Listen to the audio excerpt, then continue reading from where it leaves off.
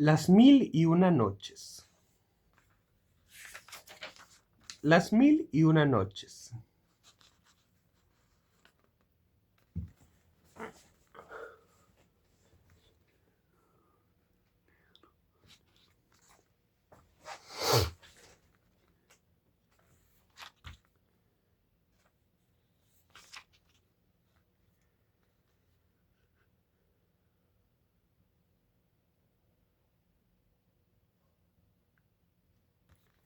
Las babuchas irrompibles. Se dice que en el Cairo vivía un perfumista llamado Abu Qasem, célebre por su avaricia, quien a pesar de su prosperidad acostumbraba a vestir como un mendigo. Con el transcurso del tiempo sus vestidos se habían convertido en trapos mugrientos y remendados, y su turbante había cobrado un color indefinible. Pero lo más característico del hombre eran sus babuchas. A fuerza de remendarlas y clavetear sus suelas, habían alcanzado el triple de su tamaño y habían llegado a pesar tanto que en los alrededores, cada vez que alguien quería referirse a un objeto muy pero muy pesado, lo comparaba con ellas. No pocas veces se oía que alguien aludí, aludía a un individuo cargado de pedantería diciendo: ese es más pesado que las babuchas de Abu Qasem. Y más de una cocinera, al referirse a un pastel mal horneado, comentó: me salió más pesado que las babuchas del perfumista. Sucedió que un día Abu Qasem consiguió realizar un estupendo negocio, y para celebrarlo no se le ocurrió nada mejor que dirigirse a la casa de baños más próxima. Cerró su tienda y, cargando las babuchas a su espalda para no gastarlas, fue hasta allí, depositó su carga en el suelo, en, en el lugar que acostumbraba dejarse el calzado, y entró. Su cuerpo estaba tan sucio que los encargados de limpiarlo tardaron mucho más que de costumbre. Cuando terminó, al parecer ya no quedaba nadie en la casa, y en lugar de las viejas babuchas encontró un calzado nuevecito de color amarillo brillante. Lleno de alegría se lo puso y salió corriendo. Sin embargo, no todo era tan sencillo como le pareció a nuestro hombre. Resultó que las zapatillas estaban ahí porque el cadí había entrado sin ser visto a la casa de baños. En cuanto a las babuchas de Abu Qasem, uno de los servidores las había escondido al verlas en tan mal estado. Al salir del baño, el cadí buscó sus zapatillas y en su lugar halló las del perfumista. Las reconoció enseguida y, al darse cuenta del cambio, ordenó que lo persiguieran. Cuando lo alcanzaron, el cadí lo obligó a calzar las claveteadas babuchas y lo mandó a la cárcel. Abu Qasem pudo librarse, sí, pero a costa de hacer donaciones que, dada su proverbial avaricia, lo hacían sufrir muchísimo. Al recobrar la libertad, lo primero que hizo fue correr hacia el Nilo y arrojar al agua las famosas babuchas. Algunos días después, unos pescadores que habían echado sus redes las recogieron más pesadas que de costumbre. Cuando miraron lo que habían pescado, se encontraron con las famosas babuchas que, por añadidura, habían roto una gran cantidad de hilos de las mallas. Enfurecidos, corrieron hasta la tienda de Abu Qasem y arrojaron las babuchas contra los frascos de perfume, rompiendo así unos cuantos. El avaro lloró largamente las pertenencias perdidas, y para librarse de las malditas babuchas se puso a cavar un pozo donde enterrarlas. Uno de sus vecinos, que desde hacía mucho tiempo planeaba vengarse de él, lo denunció al cadí diciendo que éste iba a enterrar ahí un tesoro. El cadí lo llamó para investigar y solo lo dejó libre cuando Abu Qasem le hubo entregado unos cuantos frascos de los más caros perfumes, además de algún dinero. Abu Qasem, desesperado por la pérdida insignificante para su cuantiosa fortuna, pero que se veía mil veces agrandada por su avaricia, se fue hasta un canal lejano que atravesaba los campos y arrojó las causantes de su desgracia. Pero quiso Alá que las aguas arrastraran las babuchas hasta un molino, y ahí se enredaran en las ruedas. El molinero, al revisar los engranajes, reconoció enseguida el calzado de Abu Qasem y se fue a quejar al cadí. El avaro perfumista se vio obligado nuevamente a pagar una multa importante para recobrar la libertad. Pero no terminó aquí su tribulación, pues al mismo tiempo que le devolvieron la libertad, le devolvieron las babuchas. En el colmo de la perplejidad, sin saber qué hacer ya para librarse de ellas, Subió a la terraza y las depositó sobre la barandilla mientras se sentaba a pensar. Un perro de los alrededores que lo vio saltó sobre una de las babuchas y se puso a jugar con ella. La mordisqueó un rato y cansado la tiró a la calle. En ese momento pasaba una vieja y el formidable peso del calzado claveteado la aplastó.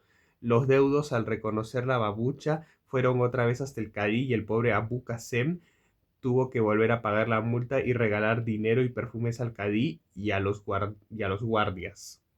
Con el corazón desgarrado pagó como debía y en cuanto le devolvieron como de costumbre la libertad y las babuchas fue a su casa y se las puso. Con ellas se dirigió a la residencia del cadí. Al llegar se las quitó y mientras las levantaba por encima de su cabeza gritó con una furia que causó risa. Oh, mi amo, el cadí, aquí tienes a las causantes de todas mis desgracias. Si no me las, si no me las quito de encima, pronto me veré pidiendo limosna en la vía pública. Yo te suplico que me hagas publicar un edicto en el que se declare que Abu Qasem ya no es más el dueño de las babuchas y que las cede a quien quiera calzarlas y que no se hará responsable en el futuro por los daños que pudieran ocasionar. Al terminar de pronunciar estas palabras, dio media vuelta y salió corriendo descalzo mientras los presentes caían de espaldas a fuerza de tanto reírse.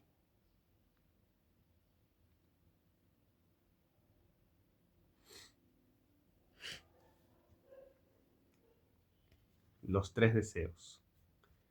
Me han contado que hubo hace tiempo un hombre de suerte y buenas intenciones que tras haber pasado toda su vida esperando que el Creador que el Creador se dignara complacer sus deseos de hombre piadoso, se decidió a realizar un ayuno más estricto que de costumbre para inclinar a su favor la voluntad de Alá. Después del ayuno, sintió dentro de sí un soplo vivificante y tuvo conciencia de que los favores de Alá habían descendido sobre él. Embargado de emoción, llamó a su mujer y le dijo: Escucha, mujer, he ayunado y me siento limpio de toda falta. Estoy convencido de que el Todopoderoso atenderá hoy todos mis ruegos. Te he hecho llamar para consultarte sobre las peticiones que debo hacer. Sé que eres prudente y lista y muchas veces me he dejado llevar por tus indicaciones sin tener que arrepentirme. Dime a cuántas peticiones tienes derecho, preguntó la mujer. A tres. Bien, comienza por exponer ante Alá el primero de tus tres deseos. Tú sabes que la perfección del hombre reside en su capacidad de raciocinio. En consecuencia, cuanto más grande su cabeza, más lugar hay en ella para alojar los pensamientos y más se aproxima a la perfección.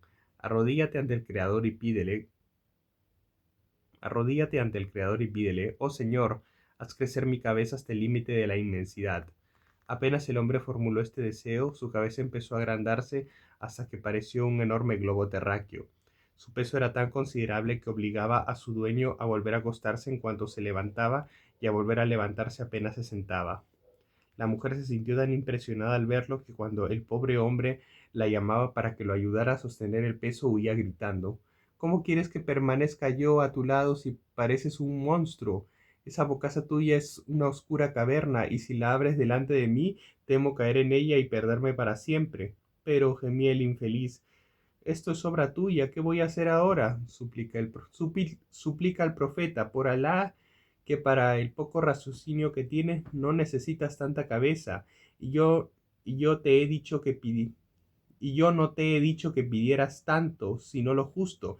Te quedan aún dos deseos. Ruega al cielo que te achique esa cabeza. El buen hombre desesperado elevó los ojos al cielo y pidió: Oh Alá, yo te suplico que me libres de esta enormidad y acabe para mí el fastidio que me causa. Al instante voló la cabeza de encima de sus hombros y pareció un decapitado en vida. Su mujer al verlo comenzó a quejarse y a decirle que con esa figura ella no se animaría a acompañarlo ni hasta la puerta de la calle por temor a convertirse en el hazme reír del barrio, y que sin duda lo llamarían el hombre que perdió su cabeza. El hombre se sintió otra vez muy dolorido y le reprochaba a su mujer: Todo esto ha pasado por tu culpa. Yo tenía derecho a realizar ante Alá tres peticiones y podía haber elegido cuanto quisiera entre los bienes del mundo o los del otro. Ahora estoy peor que antes, pero me queda todavía el derecho de hacer una tercera petición, y esta vez no voy a consultarte. Y, y prosternándose ante Alá pidió: Señor, olvídate de cuanto he pedido y devuélveme lo que tenía antes de toda esta locura. Alá escuchó su ruego y el hombre volvió a tener la cabeza que siempre había tenido y que no habría perdido si no lo hubiera impulsado su loca ambición. Y creo que no es necesario decir que la moraleja del cuento se resume así: es preciso que te contentes con lo que tienes.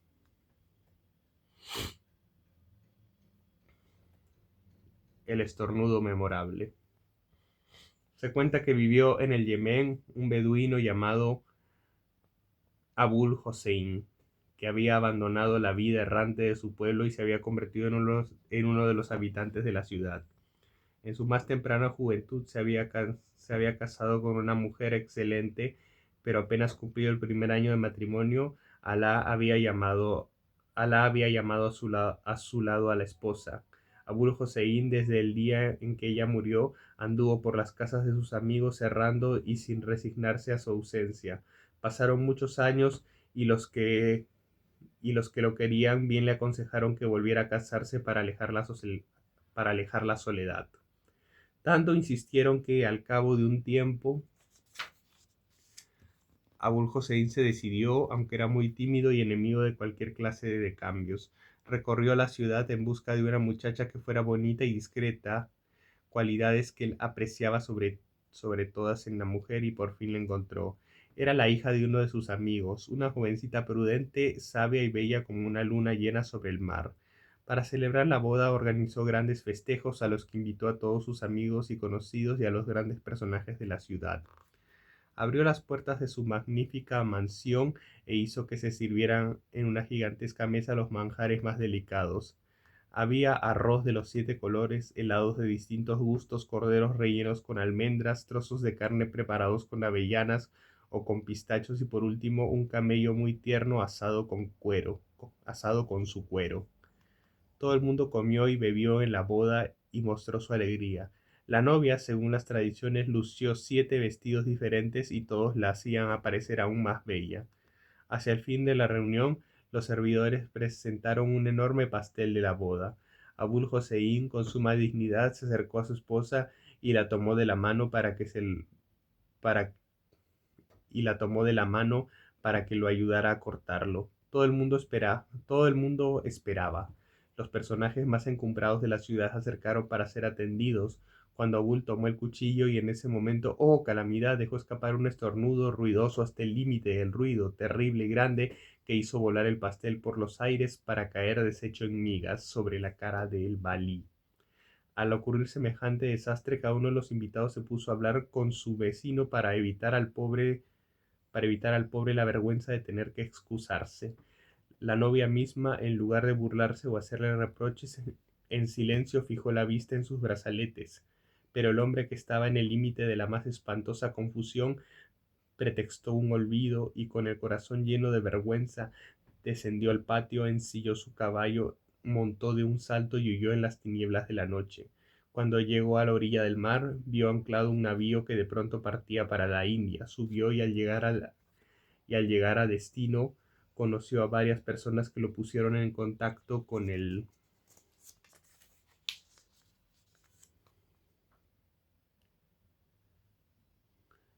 rey. Así consiguió un cargo de importancia y vivió durante 10 años tranquilo y rodeado de respeto, y cada vez que el recuerdo del estornudo volvía a su memoria lo espantaba, como se hace con los malos pensamientos. Al cabo de ese tiempo despertó en su alma la nostalgia de su país. Poco a poco su pena creció y ya no comía ni dormía pensando en su tierra. Un día en que la ausencia se le hizo insoportable, se disfrazó de mendigo y sin tomarse ni siquiera el tiempo necesario para despedirse de nadie, se dirigió a pie hacia el Yemen. Sin revelar su identidad, se acercó, se acercó hasta su casa pensando: es seguro que ya nadie me reconoce. Quisiera a Dios que se hayan olvidado de mi historia. Estaba por abrir la puerta cuando vio junto a ella a una anciana que peinaba la cabellera de una niña de unos 10 años. Se detuvo y oyó preguntar a la pequeña: Oh, abuela, yo quisiera saber bien mi edad, porque tengo una compañerita que quiere decirme el horóscopo. ¿En qué año nací? Mira, hija, tú has nacido exactamente en el año del estornudo. Cuando el pobre Abul Hossein oyó estas palabras se lanzó a correr hasta desandar todo el camino, y mientras corría se decía: He aquí, he aquí que ese maldito estornudo se ha convertido en dato para señalar las fechas, y se transmitirá a través del tiempo por tantos años como dura el mundo. Y corrió y no paró de correr y correr hasta que llegó de nuevo a la India, donde viviría hasta su muerte, que descienda sobre él la misericordia de Alá.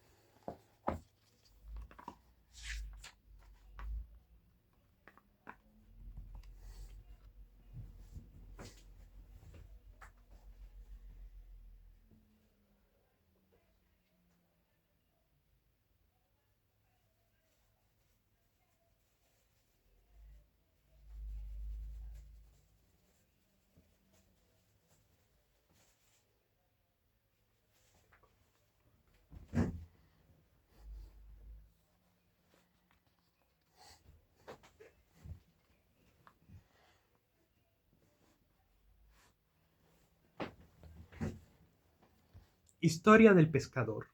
En cierto lugar vivía un pescador que tenía 3 hijos. Era un hombre sumamente pobre que acostumbraba a echar sus redes 3 veces al día. Un día, después de haber arrojado 2 veces las redes sin obtener mayores resultados, observó que la tercera vez pesaba tanto que a duras penas pudo levantarla. Feliz porque la buena pesca lo ayudaría a satisfacer las necesidades de su familia, que eran muchas, sacó las redes del agua y comprobó que solo había en ellas un asno muerto, que alguien desaprensivo habría arrojado al agua. Mucho se lamentó de su mala suerte, pero confiado a pesar de todo en la misericordia de Alá, volvió a lanzar la red por 4.ª vez. Cuando la recogió otra vez estaba demasiado pesada. Tiró de ella esperando tener mejor suerte y vio que traía una gran copa cubierta con una tapa de metal. La destapó y la vació. No salió de ella más que barro. Iba a llevársela cuando desde el fondo empezó a salir una columna de humo que creció y creció hasta adquirir la forma de un genio que tenía una boca negra y grande como una cueva.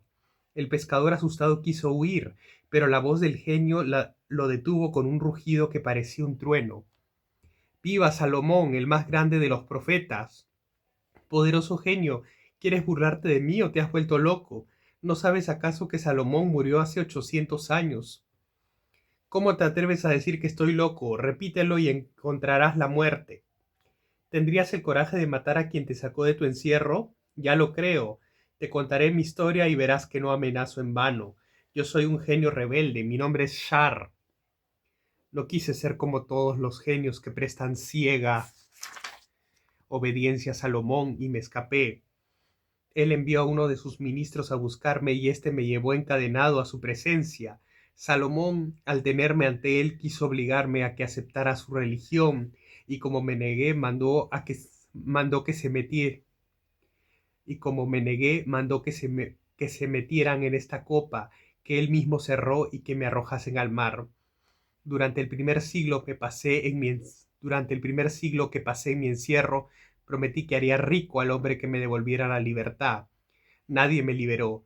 Durante el segundo aseguré que quien sacara la tapa de la copa se convertiría en dueño de los más grandes tesoros y se vería rodeado de las mejores compañías, pero nadie llegó. Cuando empezó el tercer siglo prometí que dotaría de una fuerza y una inteligencia similares a la mía a quien me sacara del agua. Todas las promesas fueron vanas. Entonces di rienda suelta a mi furia y juré que el hombre que me devolviera mi libertad encontraría la muerte. Ese hombre eres tú. Si me matas cometerás una gran injusticia. Yo te hice un favor y en cambio tú quieres darme muerte. ¿Has pensado en que tengo 3 hijos? El gigante lo escuchó sin inmutarse y el pescador se dio cuenta de que tendría que aguzar su ingenio si quería salvar la vida. Como era bastante vivo, encontró enseguida la forma de burlar al genio.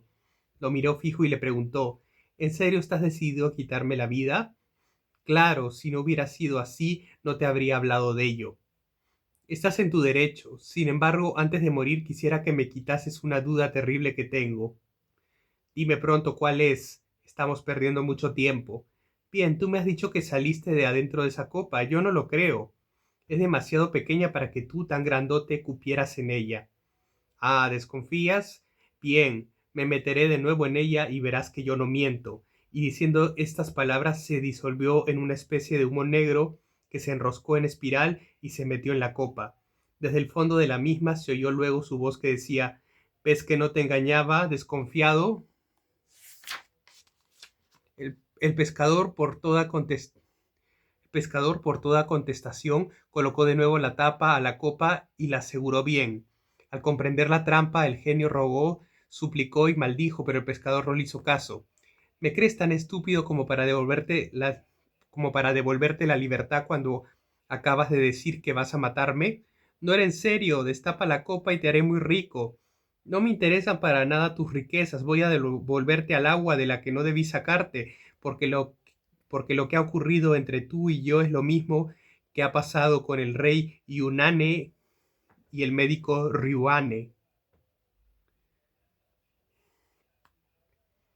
Historia del rey Yunane y el médico Ryuane. ¿Cuál es esa historia?, preguntó el genio desde su encierro. Verás, dijo el pescador, hace miles de años Yunane reinaba el país de los griegos. Era un hombre poderoso, riquísimo, y lo obedecían enormes ejércitos. Sin embargo, no podía ser feliz. Estaba enfermo y los más famosos médicos del reino no eran capaces de procurar alivio a su mal. Un día llegó al lugar un médico viejecito que había estudiado medicina, filosofía y astronomía y que conocía las propiedades curativas de todas las plantas y de la carne y las grasas de los animales. Al enterarse de que el rey estaba enfermo y de que nadie podía curarlo, pidió ser conducido a su presencia. Señor, dijo en cuanto estuvo frente a él, me he enterado de tu mal y estoy dispuesto a curarte sin necesidad de jarabes ni pomadas fastidiosas. El rey se puso muy contento al oírlo y le prometió honores y riquezas si lograba curarlo.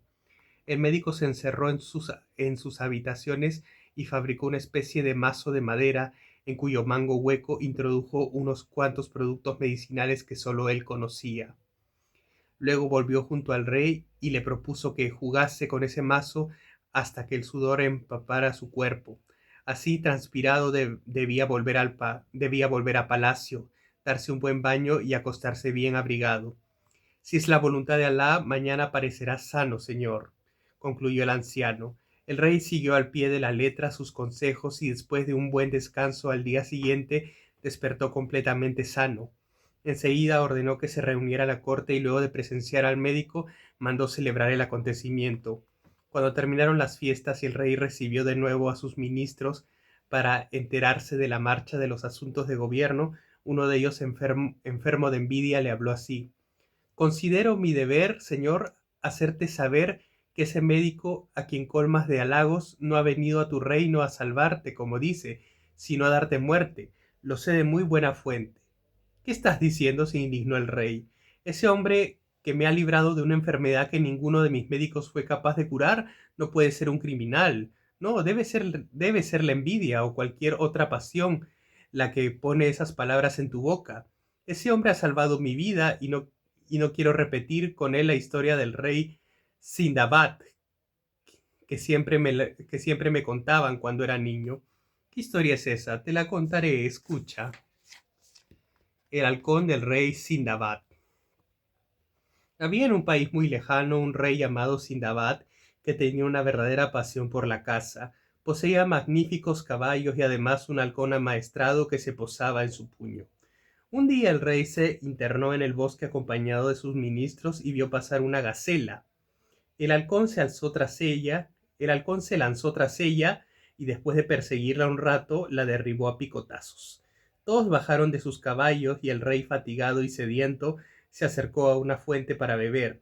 Cuando se llevaba una copa con agua a los labios, el halcón se la quitó de las manos con un aletazo. El rey, molesto, volvió a llenarla y el pájaro la volcó de nuevo. Enfurecido, el monarca cortó las alas del halcón de un solo golpe, lo soltó y ya se volvía hacia el manantial para llenar la copa por tercera vez, cuando notó que el ave miraba hacia un árbol cuyas raíces se hundían en la fuente. Siguió su mirada y lo que vio lo llenó de espanto. Una enorme serpiente enroscada en el tronco dejaba caer el veneno que, deslizándose por entre las ramas, llegaba hasta las raíces y se confundía con el agua. Comprendió entonces que debía su vida al halcón y acariciándolo le dijo: «Te he mutilado justo en el momento en que estabas salvándome la vida, que Alá te bendiga».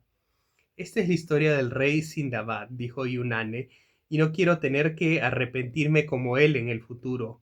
Así que será mejor que no se calumnie en mi presencia al médico que me libró de la muerte». «Sin embargo», siguió el ministro, «mi deber es hacerte conocer el peligro a que te expones al confiar en ese hombre. Tengo la seguridad de que te ha salvado para ganar tu confianza y poder concretar tus planes». Y así un día y otro el ministro dejaba escurrir su veneno en los oídos del rey, de la misma manera que la serpiente lo dejaba caer en la fuente. El rey Yunane, que era un hombre de muy poco carácter, de tanto oírlo llegó a olvidar todo lo que debía al médico, hasta que al fin lo hizo conducir a su presencia y le dijo: «He sabido que eres un traidor y que has venido al palacio para quitarme la vida. Gracias a la voluntad de Alá te he descubierto y te aplicaré la pena que te corresponde». El anciano protestó y rogó hasta el cansancio, pero todo fue en vano. El rey inflexible llamó al verdugo y ordenó que el desdichado médico fuera decapitado en su presencia. Este, en vista de que no podía convencer al rey para que le perdonase la vida, le solicitó que aplazara un día su sentencia para tener tiempo de poner en orden sus asuntos. Concedido el permiso, el médico Ruyane se trasladó a su morada con la promesa de volver al día siguiente. Al regresar llevaba bajo el brazo un libro de imponente aspecto. Una vez reunida la corte para presenciar la ejecución, el médico habló de esta manera: «Rey poderoso, has sido cruel a pesar de mi bondad para contigo. Sin embargo, te dejaré un regalo del que hablarán hasta las generaciones venideras. Cuando el verdugo haya cortado mi cabeza, toma entre tus manos este libro y lee las preguntas escritas en él. Verás que mi cabeza, aún separada del cuerpo, las contestará todas». El rey hizo una señal al verdugo, quien cumplió su cometido y de un solo hachazo separó la cabeza del pobre Ruyane. En ese momento se oyó la voz del médico que decía: «Lee ahora mismo, rey». El rey Yunane abrió el libro, pero como las hojas estaban pegadas entre sí, llevó sus dedos a los labios para humedecerlos en saliva y despegarlas. Pasó de esa manera una y otra hoja, siempre mojando las yemas de sus dedos con saliva. Cuando, vol- cuando, vol- Cuando volvió unas cuantas páginas, exclamó con extrañeza: «Aquí no hay nada escrito». «Sigue leyendo», contestó la cabeza de Ruyane. El rey no entendió nada, pero siguió pasando las hojas en blanco.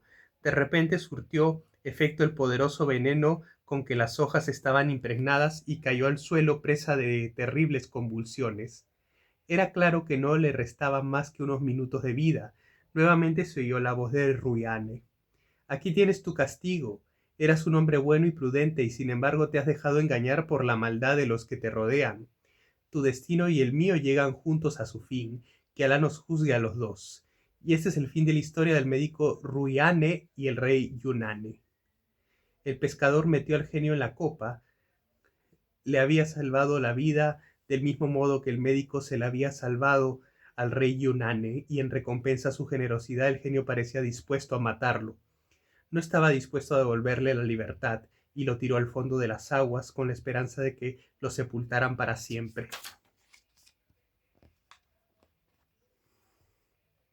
Cuento de Tofail el glotón. Se cuenta que existió una vez un hombre llamado Tofail que gustaba muchísimo de la buena mesa y de los platos bien condimentados. Todos le decían Tofail, el de los festines, y con su nombre se llamaba a todos los sinvergüenzas que se invitaban a todos los sinvergüenzas que se invitaban a sí mismos a las fiestas y reuniones en que se comía y bebía en abundancia. Además era un hombre de gran ingenio, maligno, burlón y muy oportuno en la réplica. Él mismo había inventado una doctrina cuyas reglas aplicaba y que había denominado breves consejos para llegar a ser un parásito perfecto. Como no son muchos, los detallaremos a continuación. Primero, número 1. Aquel que se invite a sí mismo a una buena comida debe tratar de no mirar alrededor con aire inquieto.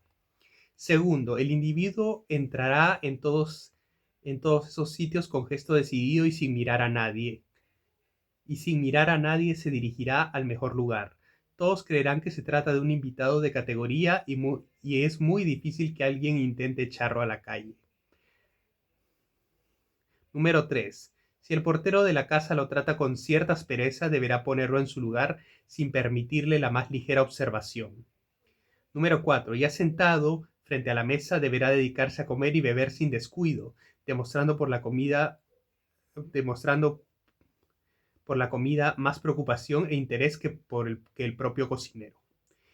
Y ya que les he hablado de esta persona, voy a relatar un hecho que lo pone de manifiesto en toda personalidad exuberante.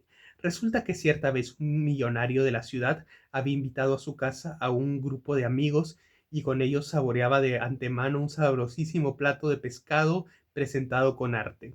Apenas había comenzado a comer cuando oyeron la voz del glotón que discutía con el portero que se negaba a dejarlo entrar. Alá nos salve de ese sinvergüenza, dijo uno de los invitados. Lo mejor que podemos hacer es esconder los mejores bocados y dejar a su alcance solo los peces pequeños. En cuanto compruebe que no tenemos aquí nada digno de su apetito, se irá y nosotros disfrutaremos de la comida. El dueño de casa aplaudió la idea de su huésped y la puso en práctica. Entró Tophail y se sentó a la mesa sin esperar que lo invitaran. Los convidados, satisfechos, lo saludaron amigablemente. Hola, Tophail, ¿qué te parecen estos pescados? Son un poco pequeños para tu apetito, ¿no? Hace tiempo que no me siento muy amigo de los peces, respondió el glotón. Desde que mi pobre padre murió en el mar, devorado seguramente por alguno de ellos. Pues bien, dijo uno de los presentes, aquí se ofrece una buena oportunidad de aplicar la ley del talión, comiéndote algunos. Tienes razón, repuso Tophail. Sin embargo, esperen, antes les hablaré. Tomó de la fuente un pececillo bien condimentado y se lo acercó a su oído mientras buscaba con su vista de glotón el resto de la comida que supuso oculto. Cuando descubrió en un rincón la fuente escondida bajo unos repasadores, dijo: ¿Saben lo que me acaba de contar este animalito? No, ¿qué te ha contado? Me ha dicho lo siguiente: yo no había nacido aún cuando murió tu padre. Tú mismo puedes darte cuenta de que soy demasiado joven. Sin embargo, aquí mismo, escondidos en un rincón, hay otros peces de gran tamaño. Eso sí debieron ver a tu padre, y anda a saber tú si no han sido ellos mismos los que lo devoraron. Es mejor que te vengues en ellos.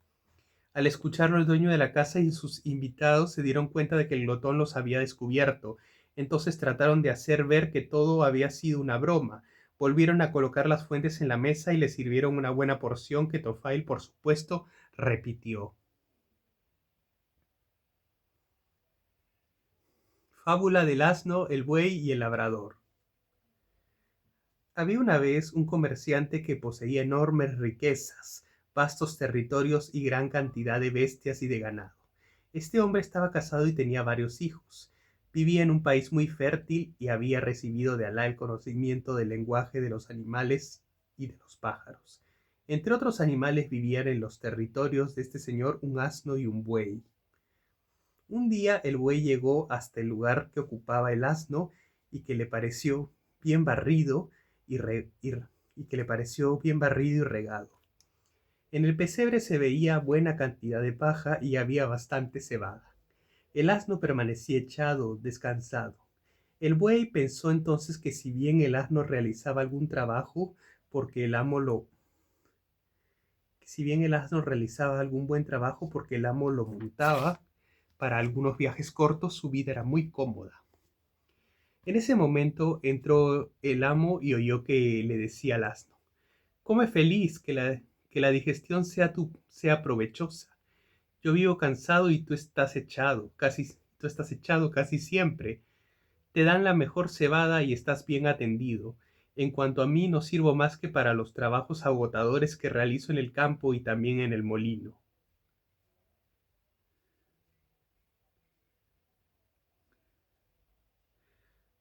Oh padre, oh padre de la paciencia, en lugar de lamentarte, haz lo que voy a decirte, contestó el asno. Cuando salgas al campo para tus trabajos y te coloquen el yugo, échate, échate y no hagas el más mínimo movimiento aunque te golpeen. Haz un intento de levantarte y vuelve a tirarte al suelo. Y cuando te regresen al establo y veas allí la comida, no pruebes nada, como si estuvieras enfermo. De ese modo ayunarás 1 o 2 días, pero podrás descansar de tantas fatigas. El amo, que al comenzar la conversación se había quedado para ver en qué terminaba todo eso, seguía escuchando. Al día siguiente, cuando uno de los servidores le dijo que el buey había comido muy poco y parecía enfermo, contestó: ve a buscar al asno y haz que trabaje en lugar del buey todo el día. Y el hombre se llevó al asno y lo hizo trabajar. Al acabar la jornada, el buey le agradeció que sus consejos le hubieran permitido gozar de un día descansado, y el asno permaneció mudo, arrepentido de lo que había hecho. Al día siguiente, como el buey todavía parecía enfermo, el sembrador volvió a llevarse al asno y a hacerlo trabajar sin descanso hasta el anochecer. Y regresó el asno al establo con el cuello desollado y el cuerpo molido por la fatiga y los azotes. El buey volvió a darle las gracias por su intervención, y entonces el asno dijo: yo me siento feliz de realizar una buena acción, pero es preciso que te enteres de algo. He oído comentar al amo: si el buey no se cura pronto de su enfermedad, lo entregaremos a un matarife y haremos con su piel una buena manta. Si es así, mañana volveré a mi trabajo, dijo el buey, y gracias por haberme permitido algún descanso. Pero el dueño había estado escuchando toda la conversación.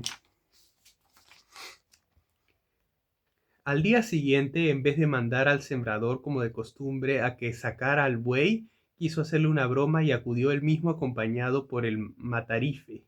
Apenas los vio, el buey echó a correr y llegó junto al atado y solito puso su cabeza para que lo uncieran. El comerciante, al ver el miedo del pobre animal, experimentó un ataque de risa que casi lo hizo caer al suelo. ¿Qué es lo que te causa tanta risa?, preguntó su esposa al verlo. Me río de algo que he presenciado, pero que no puedo contar a nadie, ni siquiera a ti, porque si lo hago moriré. Es necesario que yo sepa de qué te ríes tanto, aunque ello acarree tu muerte, se enfureció ella. No puedo hablar, tengo mucho miedo de morirme, contestó el pobre hombre. Lo que ocurre es que te estás burlando de mí, prosiguió ella, insultándolo cada vez más enojada. El hombre se quedó tan perplejo que llamó al cadí y a los testigos resuelto a redactar su testamento y a revelar su secreto antes de morir, porque él amaba a su mujer y no quería que ella pensara que la hacía objeto de una burla. Mandó llamar a todos sus parientes para despedirse de ellos y les contó lo que ocurría. Al oírlo todos se volvieron hacia la mujer y le dijeron: por Alá, olvida todo eso y procura no causar la muerte del padre de tus hijos. No lo dejaré en paz hasta que sepa por qué se ha reído de esa manera, contestó la mujer empecinada. El comerciante se dirigió en ese momento hacia el patio, dispuesto a salir a la calle para terminar de poner en orden sus negocios, cuando oyó que su perro injuriaba al gallo que cantaba alegre. Bestia, eres más bestia que las bestias. ¿No tienes vergüenza de cantar así en el día que nuestro amo marchará al encuentro de la muerte? ¿Qué me dices?, contestó el gallo. ¿Qué le ha sucedido? Y el perro hizo un relato detallado de todo lo que había sucedido. Al acabar, el gallo replicó: por Alá, qué poca inteligencia tiene tiene ese hombre? Yo tengo 50 gallinas y sé ocuparme de todas, de que todas estén contentas. Él no tiene más que una esposa y no sabe lo que debe hacer. Sí es bien fácil, sí es bien fácil.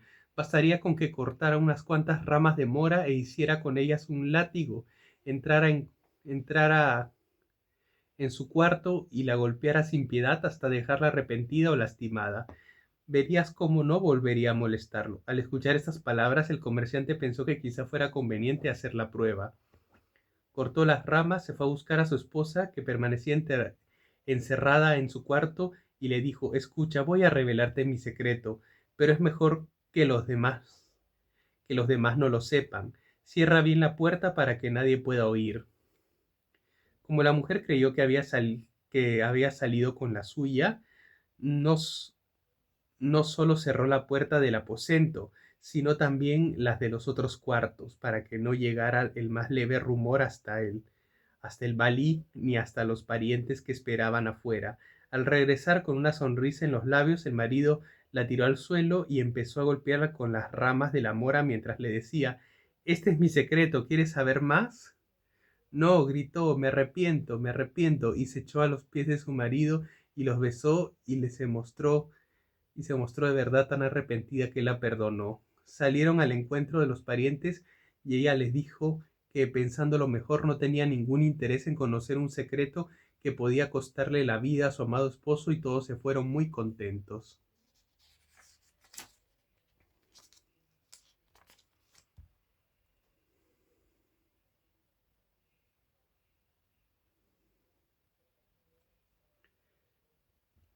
El saco prodigioso. Cuentan que una vez el califa Harún al-Rashid, desesperado porque no conseguía conciliar el sueño, llamó a su visir Jafar y le dijo: oh Jafar, estoy atormentado por el insomnio, dime qué puedo hacer. Oh señor, contestó Jafar, yo tengo un amigo que conoce unas historias maravillosas. Si quieres puedo traerlo a tu presencia, se llama Ali el Persa. Que venga al instante, quizá él consiga distraerme. Jafar se fue en busca de su amigo y poco después ambos estuvieron junto al califa. ¿Qué clase de historia te gustaría oír?, preguntó Ali. ¿Una que yo haya escuchado con mis oídos o que haya visto con mis ojos? Prefiero que me cuentes una que tú mismo hayas vivido. Bien, serás complacido. Escucha, un día estaba yo sentado en mi tienda vendiendo y comprando mercaderías cuando se me apareció un kurdo con el objeto de venderme algunas cosas. Habló un rato y luego, con un movimiento rápido, se apoderó de una bolsita que estaba sobre mi mostrador y, sin molestarse siquiera en esconderla, me saludó y se fue. Yo me lancé a la calle y, después de seguirlo un rato, lo tomé de las ropas y le pedí que me devolviera lo que era mío. Él, sin inmutarse siquiera, me llamó loco y quiso apartarme. Discutimos y se aproximaron unos mercaderes que me aconsejaron que fuera ante el cadí para pedirle justicia. Cuando llegamos ante él, nos ordenó ponernos de pie en señal de respeto y nos preguntó: ¿cuál de vosotros es el demandante? ¿Qué es lo que reclama? El kurdo, sin darme tiempo ni siquiera a reaccionar, se adelantó a contestar: que Alá se digne a apoyar los actos del cadí. Esta bolsita me pertenece. Yo la había perdido y la acabo de encontrar sobre el mostrador de este hombre. ¿Cuánto hace que la perdiste?, preguntó el cadí. Fue ayer mismo. No he dormido en toda la noche pensando en ello. Bien, dime qué contiene. En mi bolsita, oh venerable señor, llevo 2 vasijas de cristal, un pañuelo pintado, 2 frascos de borde dorado, un almohadón, una aguja de tejer, 2 asnos, una cama, una vaca, 2 terneros, una oveja, 2 corderos, una familia de camellos, un dromedario de carrera, un palacio en día de recepción, un búfalo, un diván, 2 tiendas de tela verde, un jovencito y su hermana, y toda una asamblea de kurdos como yo que me servirán de testigos. ¿Y tú qué tienes que decir?, me preguntó el cadí una vez que hubo acabado el otro. A decir verdad, yo estaba estupefacto. Sin embargo, me adelanté un poco y dije: Alá honre al cadí, nuestro señor. Yo sé lo que, yo sé lo que dice yo sé que lo que dice el kurdo no es verdad.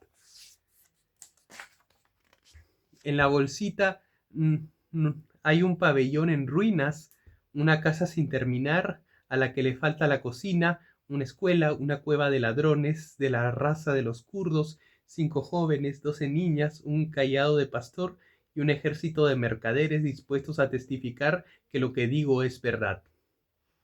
El kurdo al oírme prosiguió: No le creas, oh Cadí, además de lo que te he detallado, en la bolsita hay 2 ciudades, un equipo de alquimista, una burra, 2 burritos, un jovencito enojado con sus padres, un capitán, un sacerdote cristiano, un cadí y 2 testigos que no son kurdos, decididos a defenderme porque esta bolsita es mi bolsita.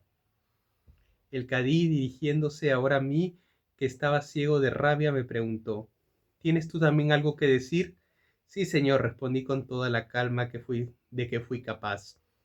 En la bolsita hay además una medicina contra el dolor de cabeza, un montón de embrujamientos, 1000 carneros padres dispuestos a defender con sus cuernos a sus hijos, 1000 hombres dedicados a todos los placeres, una pareja con toda su corte de bodas, 20 bailarinas, 5 griegas, 3 indias, 50 turcas, 90 chinas, otras tantas kurdas, todo el país de Irak, un clavo, un negro tocando el clarinete, un palacio y su sultán, las Indias, el sultán, las Indias, el Sudán, Bagdad y el Jorasán, además contiene, y que Alá te guarde, un sudario y un féretro que serán para el Cádiz si éste no quiere reconocer y sancionar mis derechos. El Cadí nos miró a los dos y dijo: Que Alá nos guarde, esta bolsita contiene el mundo en el día del juicio. Enseguida, para comprobar si no le habíamos mentido, mandó a que la bolsita fuera abierta ante los testigos. No había en ella más que cáscaras de naranja y carozos de aceitunas. El Cadí me miró asombrado y yo dije: Esta es sin duda la bolsita del kurdo, la mía debe haberla escondido en algún lado, y me fui. El califa se rió tanto al oír esto que despertó a todo el palacio, hizo un magnífico regalo a Alí el persa y se acostó. Debéis creer que esa noche por primera vez pudo dormir en paz.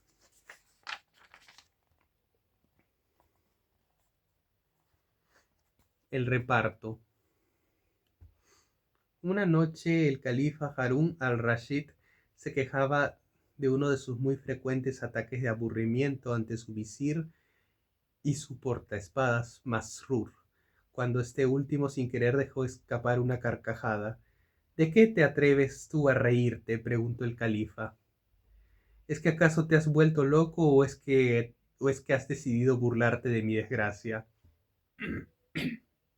No, por Alá, te juro que no es por ninguna de esas causas, Remi, res- respondió remiendo por su cabeza. Respondió temiendo por su cabeza. Lo que pasa es que me acordé de los chistes de uno llamado Ibn al-Karabi, en torno del cual siempre hay un grupo de gente dispuesta a reír. En ese caso ve corriendo a buscarlo, tal vez consiga distraerme un poco. Al instante corrió Masrur en busca del chistoso y al hallarlo le dijo: He hablado de ti al califa y me ha enviado a buscarte para que lo hagas reír. Yo escucho la palabra de mi señor y obedezco, respondió Ibn al-Karabi. Bien, yo te llevaré hasta su presencia, pero antes quiero dejar bien en claro que me darás las 3/4 partes de todo lo que el califa te entregue como recompensa. Es muy grande el pago que pides, ya que yo haré el trabajo. Te daré los 2 tercios y nada más. Discutieron un rato y temiendo Masrur que el califa se enojara si no le llevaba al hombre, terminó por aceptar la proposición del chistoso. Una vez más se halló en presencia de Harún al-Rashid. Una vez que se halló en presencia de Harún al-Rashid, este le dijo: Me han dicho que tú conoces historias sumamente divertidas. Cuéntame una para que yo vea si es verdad. Sin embargo, te advierto, antes de que empieces, que si no me cure el aburrimiento te haré propinar una soberana paliza. La amenaza perturbó de tal modo al pobre hombre que no pudo recordar ninguna de las historias que sabía y tartamudeando no supo más que contar algunos cuentos muy conocidos.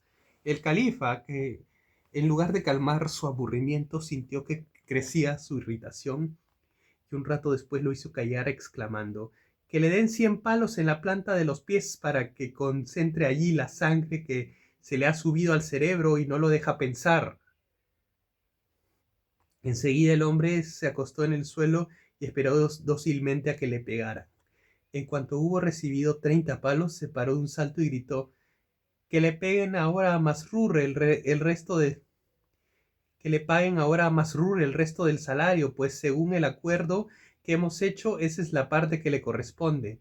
Los guardias, a una señal de Harún al-Rashid, que empezaba a divertirse, tendieron a la fuerza al portaespadas en el suelo y empezaron a darle los latigazos que le correspondían, pero no habían llegado aún a la treintena cuando el hombre gritó: «Por cierto que la parte que reclamé es excesiva, ya que has sido tú quien hizo el trabajo. Para mí basta con un tercio de lo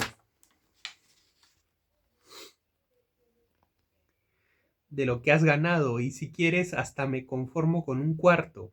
Al escucharlo, el califa por primera vez en mucho tiempo dejó escapar una carcajada y los recompensó con 1000 monedas de oro. Nuevamente Masrur reclamó los 3 cuartos del pago, pero esa ya es otra historia.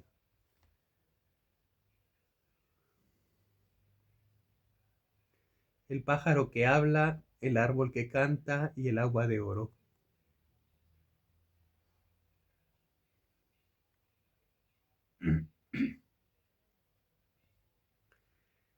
Hace muchísimos años vivió en Persia un príncipe llamado Korutcha, quien, ocultando su identidad, solía salir de noche para enterarse de lo que ocurría en el reino. Al morir su padre, no abandonó la costumbre, bajaba de su trono, vestía ropas humildes y con la compañía de su visir se lanzaba a la calle.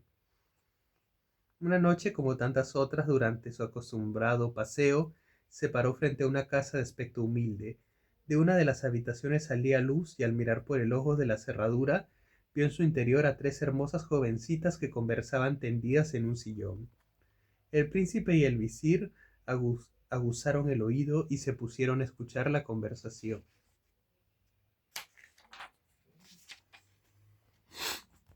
«Lo que es a mí», oyeron que decía una de ellas, «me gustaría casarme con el panadero del sultán. Comería hasta cansarme un pan tan rico como el que se hornea para el palacio». «En cambio a mí», dijo otra de las jovencitas, «me gustaría casarme con el cocinero del sultán. Debe de prepararse tan suculentos platos en la cocina de nuestro señor». «Por lo que a mí respecta», afirmó la tercera, «me parece mejor casarme con el sultán mismo». Después de oírlas, Corucha regresó a palacio y pidió que su visir al día siguiente hiciera comparecer ante él a las 3 jóvenes. Estas, al encontrarse frente al sultán, se mostraron un tanto inquietas, aunque no tenían conciencia de haber cometido ningún delito. El sultán, después de recibir los saludos acostumbrados, les dijo: «Por medio de mis artes de magia me he enterado de que queréis casaros, una con el panadero, otra con el cocinero y otra con el sultán mismo. Bien, veréis satisfechos vuestros deseos. Hoy mismo se realizarán las ceremonias». Las 3 jóvenes, coloradas hasta las orejas, humildemente pidieron perdón, ya que por su origen no podían aspirar a tanto. Pero el sultán no abandonó la idea y aquel mismo día se celebraron las bodas. Las 2 hermanas mayores se convirtieron en esposas del panadero y del cocinero del palacio respectivamente, y la menor se casó con el fantasioso sultán. Como correspondía, las bodas de las hermanas mayores se celebraron con todo el lujo posible dentro de la humildad a que obligaba la condición de sus esposos. La celebración del sultán, en cambio, se vio adornada con toda la fastuosidad propia de su dignidad. Se realizaron banquetes, danzas, desfiles, presentaciones públicas y todas las ceremonias que señalaban las costumbres reales. Esa diferencia provocó a tal punto la envidia de las hermanas mayores que tramaron un plan para vengarse de la menor, quien, para merecer su mayor fortuna, no hacía más que pronunciar unas palabras aturdidas. Cuando la esposa del sultán tuvo su primer hijo, se apoderaron de él y lo tiraron al canal por donde corrían las aguas de riego de los jardines del palacio. El recién nacido habría encontrado una muerte segura si los designios de Alá no hubieran querido que el cadí pasara por el lugar y oyera sus sollozos. El cadí estaba casado, pero no tenía hijos. Al ver al niño pensó que Alá le había enviado uno de aquella manera tan extraña. Con sumo cuidado lo recogió y lo llevó a su casa. Al verlo su esposa lloró de alegría. El cadí no dejaba de meditar sobre la forma en que el niño llegó a sus brazos. Cuando las hermanas mayores le dijeron que el hijo que la sultana esperaba había muerto, poco después de nacer, supuso que el hallazgo tenía alguna relación con el caso. Sin embargo, se cuidó muy bien de decir nada por temor a que le quitaran la criatura. Un año después nació otro hijo de la sultana y nuevamente las malvadas hermanas lo arrojaron al canal. Cuando el sultán preguntó por la criatura, le dijeron que había nacido un niño deforme y que poco después había muerto. A la hermana le hicieron creer lo mismo. El cadí, que tenía la costumbre de pasearse por los jardines cerca del canal en el que la voluntad de Alá había querido que encontrara a su hijo, tuvo la suerte de hallar al segundo niño abandonado. Como la vez anterior, lo llevó a su casa y lo puso en brazos de su esposa, que con lágrimas de emoción agradeció a Alá tanta fortuna. Por otra parte, el sultán empezó a dudar de que su esposa quisiera realmente tener un hijo. Pensaba que quizá ella misma tentaba contra la vida de los pequeños, aunque no se le ocurría cuál podía ser el motivo, pues la joven era buena y dulce en el trato. Pasó otro año y por tercera vez la sultana tuvo un niño. Esta vez era una mujercita, pero como en las anteriores ocasiones las hermanas la arrojaron al canal e hicieron creer al sultán y a su esposa que sobre la madre pesaba una maldición y que por eso moriría cada niño que tuviera a los pocos días de nacer. El sultán, enfurecido, llamó al visir y le contó lo que ocurría. A continuación le ordenó que tomara prisionera a su esposa y la castigara por no haberle dicho antes que era una mujer maldita. El visir, compadecido de la pobre mujer, le aseguró que con alejarla del palacio ella se sentiría bastante castigada, pero el sultán le ordenó que antes la encerrara en una jaula, le dejara fuera de ella la cabeza y la expusiera por un tiempo en la puerta de una mezquita. Mientras tanto, el cadí, que también había encontrado a la niña, la había llevado a su casa y criaba a los tres hermanos con toda clase de cuidados.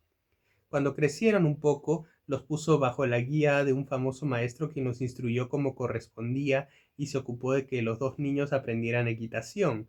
La princesa, que no quería ser aventajada en nada por sus hermanos, también aprendió a andar a caballo, en lo que daban muestras de una notable agilidad y destreza. El cadí, lleno de orgullo por las buenas cualidades de sus hijos adoptivos, construyó para ellos una hermosa casa a cuyo alrededor se extendía un parque sombreado por los más hermosos árboles y poblado de pájaros y flores. También faltaban allí algunos animales salvajes para que los hermanos pudieran Tampoco faltaban allí algunos animales salvajes para que los hermanos pudieran disfrutar de los placeres de la caza. Al tiempo falleció su esposa, entonces pidió al sultán que lo relevase de su cargo y se fue a vivir a la casa del parque con sus hijos. Pero Alá quiso que muriera antes de que disfrutara demasiado tiempo de la compañía de Bahman, Pebig y Farizada, que así se llamaban los príncipes. Los muchachos lo lloraron largamente y mandaron a que se construyera en su honor una imponente tumba de mármol negro. Como les había dejado una cuantiosa herencia, pudieron seguir viviendo con la holgura a que estaban acostumbrados, y pasado el momento de honda pena, se acostumbraron a la ausencia del padre y volvieron a disfrutar de la caza en el parque. Cierto día en que los príncipes habían salido con sus caballos, Farizada quedó en la casa. Fue entonces cuando recibió la visita de una anciana que le rogó que la dejara descansar en la casa, al menos unas horas, pues estaba muy fatigada y tenía aún mucho camino por recorrer. La joven la hizo pasar y la anciana quedó extasiada al ver el magnífico parque. En verdad te digo, señora, comentó Afarizada, que tu casa es digna de toda admiración. Sin embargo, noto que faltan en ella tres cosas que la harían más admirable aún. Dime ya cuáles son, repuso Farizada, y te aseguro que si no son imposibles de conseguir, las traeré a este lugar en poco tiempo. Las tres cosas son el pájaro que habla, que se llama Bulhésar, y que atrae con sus trinos a todas las aves, el árbol que canta, cuyas hojas se derraman incomparables armonías y el agua de oro con una sola de cuyas gotas hasta para hacer brotar un hermoso surtidor que nunca se derrama de la taza en que cae. Esas tres cosas son en realidad maravillosas, pero ¿dónde se pueden conseguir? Dime en dónde están y no ahorraré esfuerzos para traerlas a mi casa. El pájaro que habla, el árbol que canta y el agua de oro se encuentran en un mismo rincón de este reino. Sin embargo, no creas que es tan fácil llegar hasta allí. Dime de todos modos qué es lo que hay que hacer para alcanzarlos. Para encontrar el lugar en que están, hay que caminar sin detenerse durante 20 días, siempre por el sendero que bordea el parque. Después de esa marcha hay que detenerse y preguntar a la primera persona que uno encuentra cómo se llega hasta esos objetos. Enseguida se reciben las indicaciones precisas. Poco después la anciana dijo que se hacía tarde y se marchó. Cuando volvieron sus hermanos, Farisada se apresuró a contarles todo lo que había escuchado de labios de la vieja, y como al pasar dijo que ella se sentía enormemente feliz si poseyera esas maravillas. Los dos hermanos se desvivían por cumplir los deseos de la princesa, como lo habían prometido al Cadi antes de su muerte.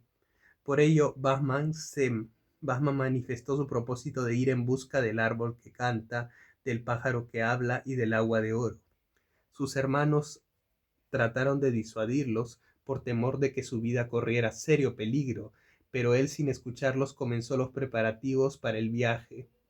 A punto de partir, abrazó a Farisada y le dijo: «Te dejo este cuchillo que me ha entregado nuestra madre. Está dotado de una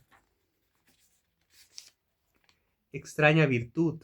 Si su hoja brilla como en este momento es porque me encuentro vivo. Si en cambio la ves manchada de sangre, será la señal de que he muerto». Después emprendió el camino y, sin detenerse más que para tomar algún ligero alimento y descanso, siguió la marcha durante 20 días y 20 noches. Al cabo de ellos vio echado al pie de un árbol no lejos de una cabaña a un viejecito de barba blanca larga y enredada. Era un derviche en cuyos ojos se distinguían años de devociones. Bahman, acordándose de lo que había dicho su hermana, echó pie a tierra y se dirigió a él con sumo respeto. Le preguntó dónde estaba el pájaro que habla, el árbol que canta y el agua de oro. El venerable viejo le contestó que Bahman no pudo oír, le contestó algo que Bahman no pudo oír porque su barba era demasiado espesa. Entonces le pidió permiso para recortarle un poco de los pelos y así poder oírlo. Divertido, el anciano monje le concedió el permiso por señas. En cuanto la boca del viejo estuvo libre, dijo: «Oh, muchacho, ¿no sabes acaso los riesgos que vas a correr? Si de algo te sirviera mi experiencia, te diría que volvieras sobre tus pasos al lugar de donde viniste. Muchos otros jóvenes han llegado como tú a preguntarse dónde podrían hallar al árbol que canta, al pájaro que habla y al agua de oro, y por no seguir mis consejos quedaron allá para siempre». «Te agradezco la preocupación», repuso el joven, «pero he llegado a un punto en que no puedo detenerme sin tener éxito en mi empresa. Lucharé con todo lo que me oponga». «Es que vas a luchar con enemigos invisibles. De nada te valdrá el coraje o las armas». «No me asustan los fantasmas, venerable anciano», insistió Bahman. Dime, dime si es que lo sabes, cuál es el camino que lleva hacia esas tres maravillas, y me verás regresar feliz, porque seguro que las hallaré».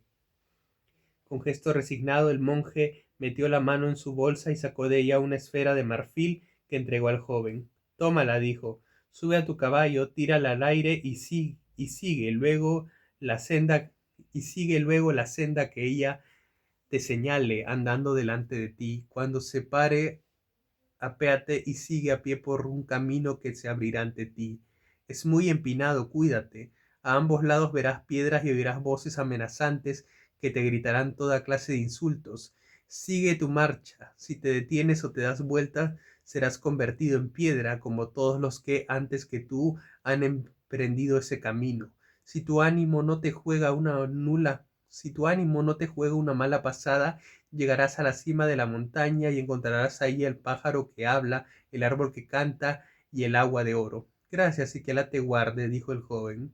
De un salto subió al caballo y arrojó al suelo la bolsa de marfil, que empezó a rodar por un sendero que conducía al pico de la montaña. La siguió con cuidado y cuando la esfera se detuvo, bajó del caballo y empezó a subir la montaña. Había dado apenas unos pocos pasos cuando unas voces espantosas que parecían surgir del seno de la tierra llegaron a sus oídos, llenándolo de insultos y de amenazas. No continúes, ignorante, ¿acaso no sabes que encontrarás la muerte?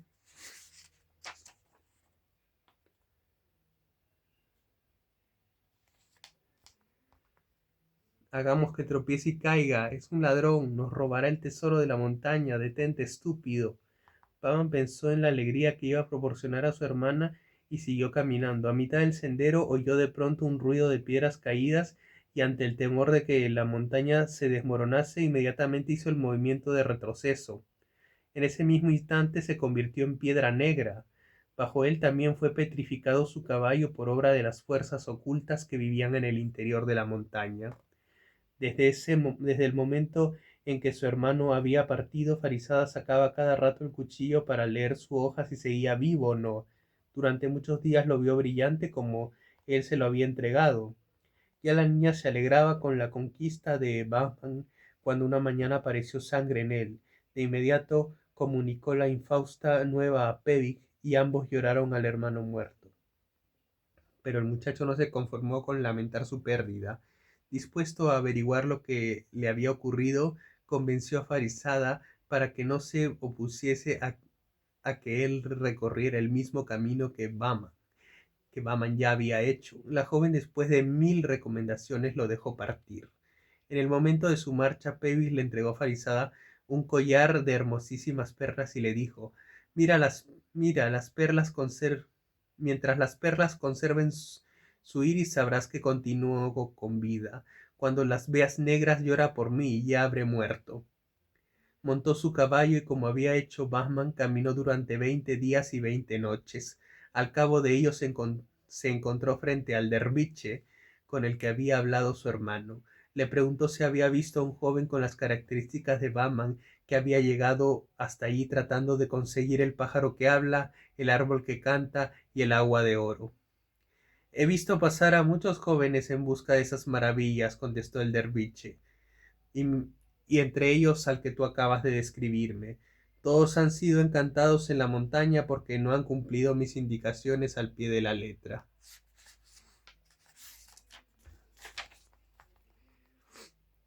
Dime a mí lo que hay que hacer, sabio derviche. Estoy resuelto a conseguir los 3 objetos para mi hermana. El monje le explicó con todo detalle lo que tenía que hacer y le entregó la esfera de marfil, como a todos los que le habían hecho esa pregunta. Pevig montó su caballo, arrojó al aire la bola y cuando ésta cayó al suelo y salió corriendo, la siguió hasta el pie de la montaña. Ahí desmontó y se dispuso a seguir a pie por el sendero bordeado de piedras negras. Las mismas horribles voces que habían aterrorizado a Bahman lo hicieron vacilar. El pobre Pevig volvió su cabeza y al instante quedó convertido en piedra negra. Todos los días Farizada miraba el collar de perlas.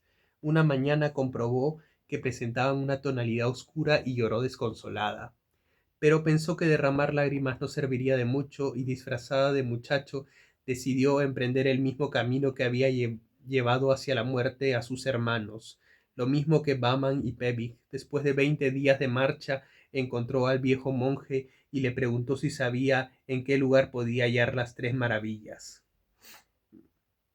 Lo sé, repuso el anciano, pero sé también los peligros a que te verás expuesto para llegar hasta ellas. Será mejor que abandones tú la empresa. Te agradezco mucho, pero no puedo detenerme. Dime si quieres cuáles son los peligros que he de afrontar y de qué manera puedo llegar hasta el lugar que ando buscando. Ya que así lo quieres, escucha. El peligro está en las voces amenazantes que brotan de las piedras. Si te dominas y vences la impresión que te producirán todos esos terribles insultos, podrás llegar hasta la cumbre de la montaña. Y le entregó la bola de marfil y le explicó la manera de usarla. Farizada la arrojó al aire y la siguió hasta el pie de la montaña. Cuando bajó de su caballo dispuesta a ascender a la cima, cortó unos pedazos de tela de sus ropas y las introdujo en sus labios. Gracias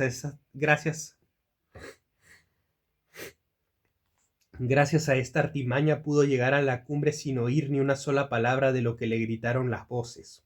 Una vez arriba descubrió enseguida una jaula de oro en la que estaba encerrado el pájaro maravilloso. Este al verla empezó a chillar. No te me acerques, huye de aquí, pero ella no podía oírlo. Tomó la jaula temblando de ansiedad y para oír al pájaro se quitó los tapones de los oídos. Sé que eres una jovencita, oyó decir al ave, pero es mejor así. Ya, ya que he de irme de aquí, prefiero que sea una mujer quien me domine. Farizada le preguntó de inmediato, ¿dónde está el agua de oro?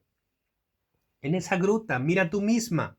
Farizada entró y maravillada contempló el espectáculo. Después tomó un frasquito que había allí y lo llenó con el agua. Ahora quiero saber dónde está el árbol que canta.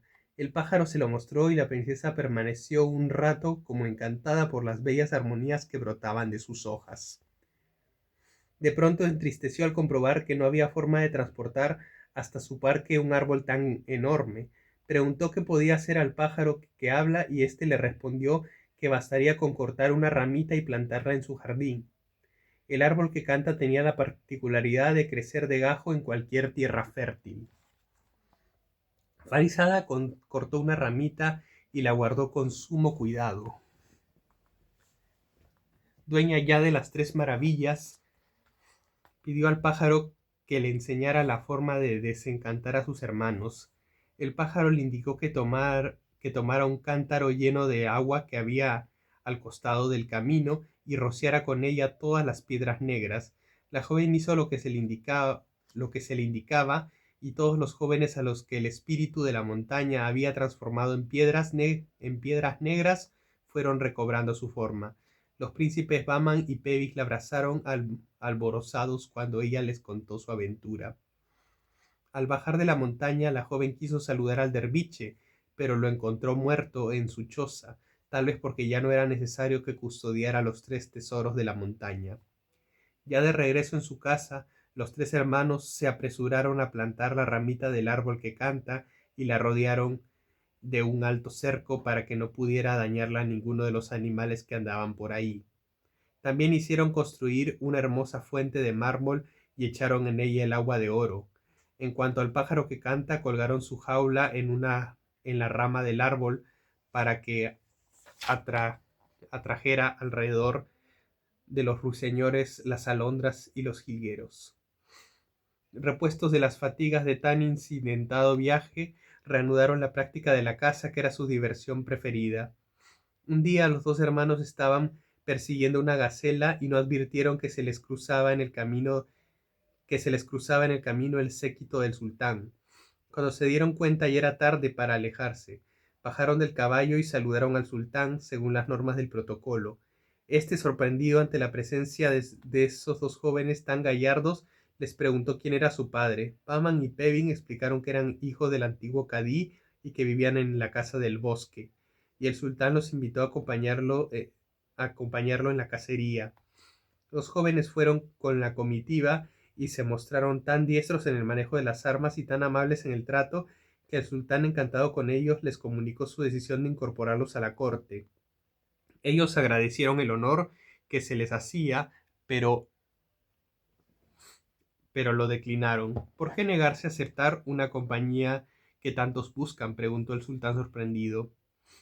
No tomes mal a nuestra negativa, suplicó Bahman. Sucede que vivimos con una hermana nuestra a quien ambos adoramos y de la que no nos separaríamos por todos los honores del mundo. Pero ella estará contenta, insistió el sultán. Haremos una cosa para salir de dudas. Se lo preguntarán y mañana nos reuniremos en este mismo lugar para saber la respuesta. Los príncipes tuvieron buen cuidado de no enterar a su hermana del encuentro para evitarle el dolor de tener que decidir entre el futuro de ellos y la dicha de estar juntos. Al día siguiente, cuando el sultán quiso saber cuál había sido la decisión de la joven, le respondieron que se habían olvidado de preguntárselo. El sultán, deseoso de tenerlos por compañeros, no se enojó por ello. Entregó a cada uno una bolita de oro y les pidió que la guardaran en sus bolsas para que al encontrarlas allí recordaran que tenían que consultar a Farizada sobre el asunto. Esa misma noche los hermanos hablaron con la joven y ella fue de la opinión de aceptar la propuesta del sultán porque en la corte tendrían la posibilidad de procurarse un buen porvenir. Tras conversar un rato, pensó en pedir la opinión del pájaro que habla, ya que en otras oportunidades había dado pruebas de gran sensatez. Fueron a buscarlo y cuando le contaron lo que había sucedido, dijo: no solo es conveniente aceptar el ofrecimiento del sultán, sino que en cuanto se presente la ocasión será bueno invitarlo a casa para que conozca a Farizada. Al otro día comunicaron al sultán que estaban dispuestos a entrar en la corte. Khuruz Shah se alegró mucho. Al llegar a su palacio los hizo sentar a su lado en la mesa, orgulloso de sus compañías, al comprobar que los jóvenes tenían conocimientos muy profundos sobre astronomía, poesía e historia. Cuando anocheció, los príncipes solicitaron permiso para retirarse y pidieron al sultán que les concediera el honor de acompañarlos hasta su casa para que pudieran presentarle a su hermana Farizada. Accedió el sultán y la joven, avisada de la visita, comenzó los preparativos para agasajar a tan ilustre huésped y, como ya era su costumbre, consultó al pájaro que habla sobre la manera más adecuada de hacerlo. Ante su asombro, el pájaro respondió: prepara un plato de pepinos rellenos con perlas. No me digas eso, eso no es comida, y aunque se comiera, yo no tengo perlas en cantidad suficiente. Lo de que nadie come perlas es una opinión tuya, y no te preocupes por eso de tener pocas. Mañana haz un pozo junto al primer árbol del parque hacia el lado por donde sale el sol y verás que encuentras muchas. Farizada hizo lo que le había indicado el pájaro que habla y fue corriendo a la cocina para pedir al cocinero que preparara, además de otros manjares, los famosos pepinos rellenos de perlas. Cuando llegó al sultán acompañado de Bahman y Pebi, quedó admirado de la gracia y discreción de la joven. Pasearon por el parque y los hermanos le mostraron sus tres tesoros: el pájaro que habla, el árbol que canta y el agua de oro. El sultán no se cansaba de admirar las tres maravillas y los muchachos tuvieron que repetir 2 veces la historia de cómo habían llegado hasta allí. Por fin llegó el momento de sentarse a la mesa. Los dos jóvenes se ubicaron en el lugar de honor al sultán y entró uno de los esclavos que presentó la fuente con los pepinos. El sultán se sirvió uno y al comprobar que estaban rellenos de perlas los interrogó con la mirada. Sin ser visto, el pájaro que habla se había colocado a su lado y habló así: no tienes derecho a mostrarte sorprendido porque te presenten una comida preparada con pepinos y perlas cuando no te ha causado extrañeza que te hicieran creer que tu mujer estaba maldita y que Alá no quería enviarle hijos. El sultán se levantó de un salto y preguntó muy serio al pájaro: ¿qué sabes tú de esa historia? ¿Quién te ha hablado de mi mujer? Sé mucho y te recuerdo ahora esos sucesos porque es hora de que alguien te revele que tus cuñadas te han engañado vilmente. Dime más, te lo suplico. Lo sabrás todo. Tu mujer ha tenido 3 hijos, 2 niños y una niña, y ninguno de ellos era enfermo ni deforme, como te hicieron creer. Se trataba de criaturas verdaderamente hermosas. Pero, interrumpió el sultán, ¿y esos niños quieres decir que viven? Así es. Esos 3 niños han crecido y son los 3 jóvenes que tienes a tu lado. Corusha, que desde el primer momento se había sentido atraído de una manera extraña por esos 3 jóvenes, comprendió, los abrazó muy fuerte y lloró con ellos la alegría de saberse juntos. En cuanto pudo recobrarse de su emoción, dijo que se iba a la ciudad para buscar a su madre. Pero antes fue al palacio, ordenó que las malvadas hermanas fueran conducidas a su presencia y dictó para ellas un severo castigo. Luego marchó en busca de su esposa. Al verla no pudo contener por más tiempo su vergüenza y se arrojó a sus pies para pedir perdón. La angustiada madre, sin comprender aún, cayó desmayada junto a él. De inmediato la trasladaron al palacio, donde las atenciones del sultán y la noticia de que iba a ver a sus hijos le devolvieron la salud. Al día siguiente, fuerte y animosa, emprendió junto a su esposo el camino de la casa del bosque. Al llegar dio pruebas de una vitalidad increíble y abrazó a sus hijos sin descanso.